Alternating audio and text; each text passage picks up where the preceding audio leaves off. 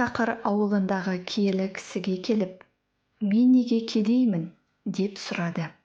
Ғұлама кісі оған қарап, «Себебі сен ақ жүрек, кеңпейіл емессің» деп жауап берді.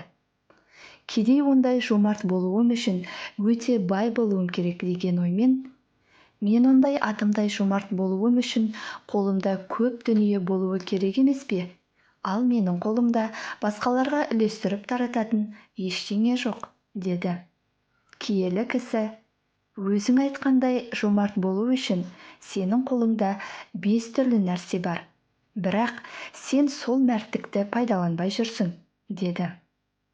Кедей байғұстың көзі бақырайып, «Айтыңызшы, ол қандай 5 нәрсе?» деп сұрады.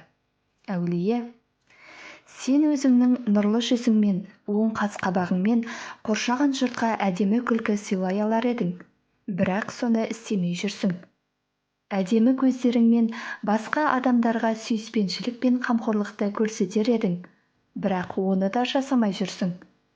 Жаратушымыздың саған берген әдемі аузымен басқалар үшін құнды әңгімелер айта алар едің, бірақ оны да істемей жүрсің.